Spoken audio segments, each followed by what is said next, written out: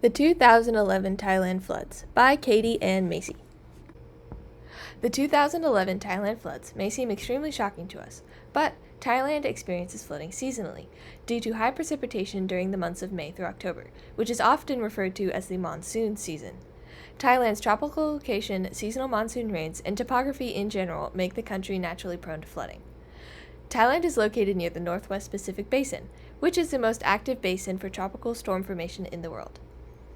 Specifically in 2011, the annual rainfall was the highest on record. It was up 23% from the previous year, due to the remnants of 4 tropical storms that brought high rainfall to Thailand between the months of June and October, which, because of Thailand's tropical location, already include the wettest months of the year. During these wet months, the rivers can carry high amounts of runoff and can easily overflow. The Chao Phraya River Basin, which is home to the capital Bangkok and much of Thailand's industry, is very flat, so floodwaters drain very slowly and stick around for a very long time. So, Thailand does usually experience yearly flooding, usually during the months of August and September, which are the wettest months of the year in terms of rainfall. The Chao Phraya River Basin is Thailand's main water artery, and it is home to approximately 20 million people. As we can see in the elevation map, the Chao Phraya River Basin is really flat and has a constant elevation, which means that floodwaters drain slowly. During the 2011 season, 97,000 kilometers of territory were affected by the floods, which makes this season the 5th worst in Thailand's history in this regard. The flood magnitude was rated a 7.5, and it lasted for a total of 158 days. And during the 2011 season, 65 out of Thailand's 77 provinces were affected by the flooding to some extent.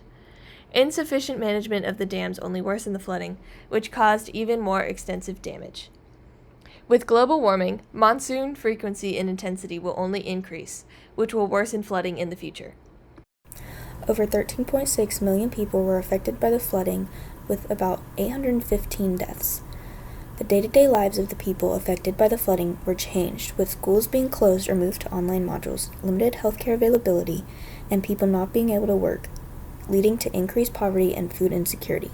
Along with people being affected physically, they were also affected emotionally and psychologically, with mental health cases increasing. Dams and drainage systems started to reach their capacities, causing more water to flood into the cities. The high amount of water from the floods led to contamination, as the clean water would mix with the contaminated water.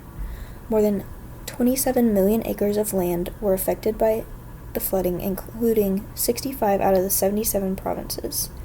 About 4.4 million acres of farmland remained underwater, leading to increased food prices. Farmers in rural areas were among the most affected groups because they had to get loans due to their lost harvests and couldn't always pay them back. It was estimated that there was $46 billion in damage. 77% of the damages came from manufacturing sectors. The reconstruction was estimated to cost $50 billion, with 3/4 of these needs going to private sectors. Over 165,000 people lost their homes and were being housed in more than 2,600 shelters. The early efforts focused on effective flood forecasting, improved flood water management, rehabilitation of hydraulic assets, and increased drainage capacity. The long-term goals include constructing dams and dikes around industrial estates, conducting safety reviews for the 3 largest dams, updating reservoir operation procedures, developing effective river reservoir optimization, and early flood warning modules with enhanced weather forecasting.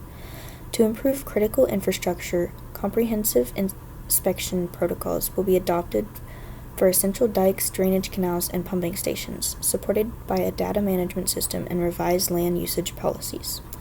While flood walls made of sandbags, mud, or concrete successfully protected valuable assets during the floods, the sandbag barriers at the 6 industrial sites failed under the water pressures. New flood barriers have been built to keep machinery and heavy medical equipment safe. The land use and zoning laws will be re-evaluated to consider the geographical characteristics of Thailand's river basins and social needs. New buildings will be required to be constructed on raised platforms, and community education will emphasize flood preparedness, including swimming lessons, improved early warning signs, and flood response drills. And here are the references that we used to find the information and the images to create this video.